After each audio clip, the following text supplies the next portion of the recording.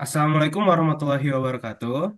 Eh, izinkan kami dari kelompok 10 untuk mempresentasikan hasil diskusi kami untuk mata kuliah Pancasila dengan judul Integrasi Sistem Hidroponik berbasis bahan daur ulang dalam sektor pertanian di wilayah Sumedang sebagai wujud pengamalan sila kelima. Sebelum dimulai, izinkan kami untuk memperkenalkan diri. Nama saya adalah Hilman Hafiz Edrivian, bisa dipanggil Hilman. NIM saya adalah 169240022. Nama saya adalah Muhammad Abdul Fatir Nadira, biasa dipanggil Fatir, dan dengan NIM saya yaitu 1692422. Nama saya Leon Andoli Pratama Sitinjak, nama panggilan Leon, dengan NIM 169240042. Nama saya Raffi Atta Fadilah, dengan nama panggilan Raffi, NIM saya 169241152. Sebagai pendahuluan, di sini ada daftar isi untuk presentasi PPT kami pada kesempatan kali ini. Yang pertama adalah latar belakang masalah, yang kedua adalah inovasi proyek, yang ketiga adalah tujuan dari proyek kegiatan ini, yang keempat adalah pihak yang akan dilibatkan dan juga manfaatnya. Lalu selanjutnya adalah analisis data, eh, lalu gambaran teknologi atau prototip yang akan kami gunakan nanti. Selanjutnya ada metode, roadmap, dan sebagai akhir kesimpulan.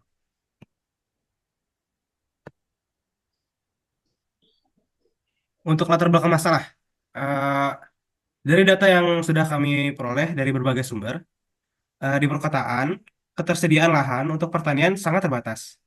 Tanah yang subur semakin berkurang karena banyak lahan yang akan digunakan untuk membangun berbagai macam infrastruktur dan fasilitas umum. Sistem hidroponik dapat memberikan solusi bagi para peminat yang ingin membudidaya tanaman tanpa menggunakan lahan yang luas.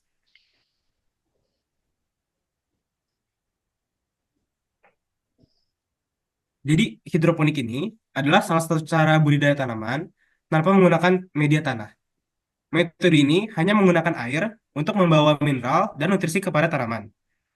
Metode ini tidak hanya menghemat lahan, namun juga teknik hidroponik ini menghemat air, tanaman tumbuh lebih cepat, bebas hama, dan juga tidak menggunakan pupuk yang terlalu banyak. Proyek ini diharapkan dapat membantu petani dengan menambahkan variasi sayur mayur dan buah-buahan, menghemat lahan yang akan digunakan, dan juga mempermudah pemeliharaan tanaman.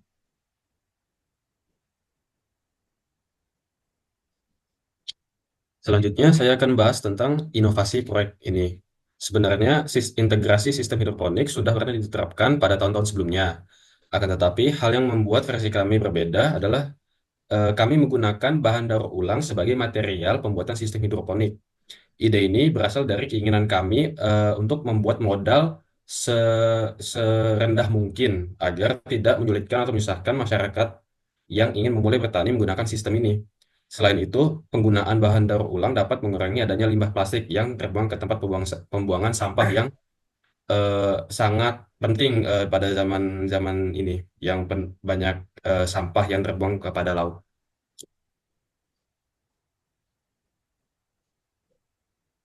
Lalu untuk tujuan yang paling utama proyek ini adalah untuk memenuhi tugas Pancasila dan juga sekaligus diharapkan dapat membantu masyarakat sekitar dengan mengintegrasikan sistem ini. Adapun tujuan lain dari proyek ini adalah sebagai berikut. Proyek ini ditargetkan kepada petani kecil ataupun juga bisa warga yang ingin memulai UMKM yang memiliki keterbatasan lahan. Masalah yang diharapkan untuk diselesaikan adalah membantu petani bersaing dengan menambahkan pendapatan melalui sayuran hidroponik serta memberi warga yang tidak bekerja sebuah sumber mata pencaharian. Diharapkan para petani dan warga yang menerapkan sistem hidroponik ini dapat meningkatkan pendapatan melalui sayuran hidroponik.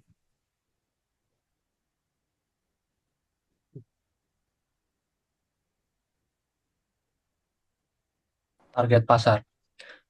Masyarakat di daerah perkotaan, suburban, lahan pertanian terbatas, dan kualitas tanah yang buruk adalah target proyek ini. Pertanian dengan pendapatan rendah hingga menengah adalah pilihan bagi masyarakat ini. dan mereka menghadapi masalah seperti biaya produksi yang tinggi, akses pasar yang terbatas, dan fluktuasi harga. Untuk meningkatkan produktivitas tanpa merusak lingkungan, teknologi pertanian yang lebih efisien, seperti hidroponik, harus diterapkan. Diharapkan bahwa penerapan sistem hidroponik akan meningkatkan hasil panen, efisien penggunaan lahan dan air, pendapatan, dan kesejahteraan petani. Berikut manfaat dari penggunaan hidroponik. Yang pertama ada lebih cepat panen.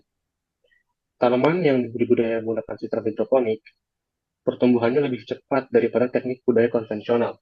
Yang kedua ada penggunaan air yang hemat. Penggunaan air pada sistem hidroponik lebih hemat karena air yang digunakan dapat digunakan kembali, sebab air tidak kehilang melalui penyerapan oleh tanah ataupun karena penguapan. Yang ketiga ada penggunaan pupuk yang hemat. Karena tidak menggunakan media tanah, penggunaan pupuk jauh lebih hemat. Yang terakhir, ada modal yang terjangkau. Karena sistem hidroponik ini menggunakan media tanam yang berasal dari botol plastik bekas.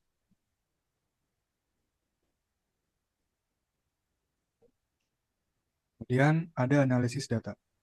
Data yang pertama adalah analisis banyaknya penggunaan air per liter dalam satu hari dengan metode penanaman tradisional dan hidroponik.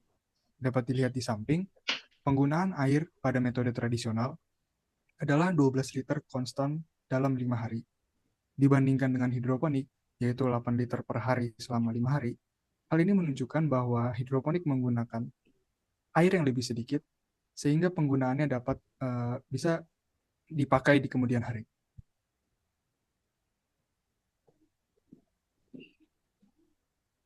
Lalu data yang kedua. Data yang kedua menunjukkan perbandingan lebar daun sawi hijau Brassica juncea L dalam sentimeter pada berbagai perlakuan di setiap harinya. Data yang merah ini menunjukkan hidroponik NFT, kemudian yang biru aeroponik, yang ketiga hidroponik tetes, dan yang terakhir yang berwarna ungu adalah hidroponik gendangan. Hidroponik NFT atau hidroponik yang sering digunakan oleh masyarakat banyak adalah hidroponik yang paling efektif dalam penanaman sawi hijau ini, karena kualitas lebar daunnya di atas rata-rata dari aeroponik, hidroponik tetes, dan hidroponik genangan. Kemudian grafik perbandingan tinggi tanaman sawit tiap minggu per sentimeter dengan menggunakan aquaponik dan hidroponik. Dari grafik ini dapat dilihat pada minggu keempat, hidroponik mencapai 25 cm, sedangkan aquaponik masih di angka 15 cm. Hal ini menunjukkan bahwa hidroponik mampu membuat tinggi tanaman lebih cepat berkembang dibanding aquaponik.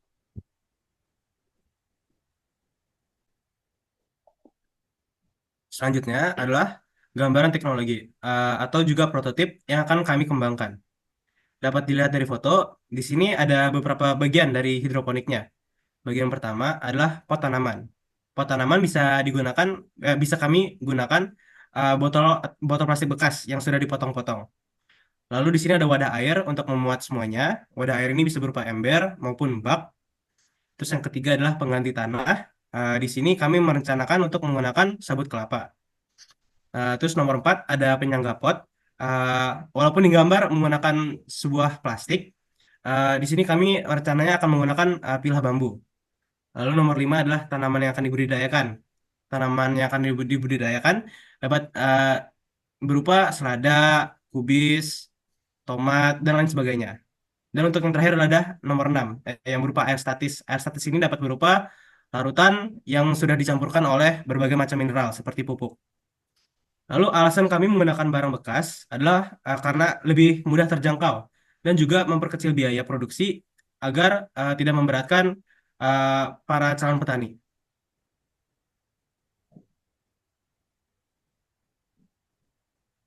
Selanjutnya adalah metode. Akan ada 3 tahap, yaitu promosi, presentasi, dan pelatihan. Pada tahap promosi, ide integrasi sistem hidroponik akan dipromosikan melalui poster atau infografik yang menjelaskan tentang sistem hidroponik, manfaat sistem hidroponik, dan tangan presentasi yang kemungkinan akan dilakukan pada bulan September. Eh, Tahap selanjutnya yaitu presentasi yang akan dilakukan eh, di hadapan petani dan masyarakat daerah Sumedang yang tertarik dengan penggunaan teknologi hidroponik. Ini akan dilakukan secara luring dengan menggunakan model miniatur yang akan kami buat menggunakan bahan-bahan daur ulang seperti botol yang tadi dijelaskan. Yang terakhir adalah pelatihan. Pelatihan akan diberikan kepada petani dan masyarakat yang ingin mencoba sistem hidroponik selama 3 hari pada bulan September, kemungkinan pekan-pekan 2 ataupun ketiga. Isi pelatihan tersebut akan eh, termasuk cara merakit atau memasang sistem hidroponik, eh, lalu metode penggunaan sistem hidroponik dan cara maintenance sistem hidroponik.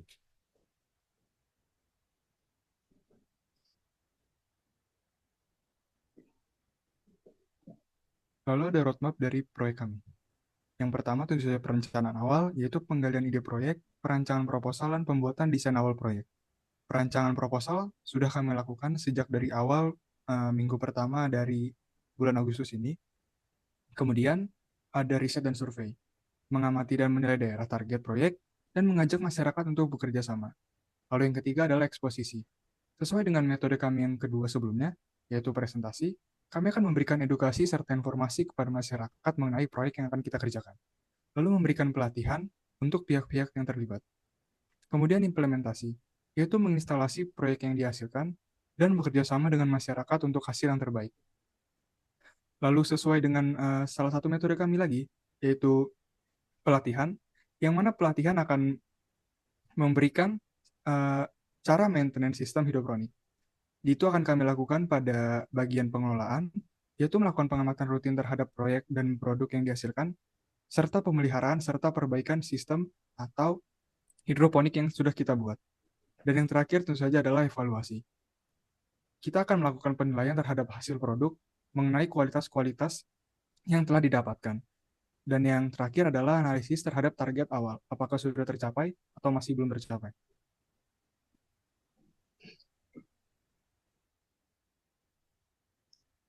Eh, Terakhir, eh, untuk penutupan adalah konklusi proyek kami. Proyek integrasi sistem hidroponik ini bertujuan untuk menyelesaikan tugas mata kuliah Pancasila dan sekaligus mengamalkan sila kelima, yaitu keadilan sosial bagi seluruh rakyat Indonesia, dengan berupaya meningkatkan perekonomian daerah sekitar melalui kegiatan ini.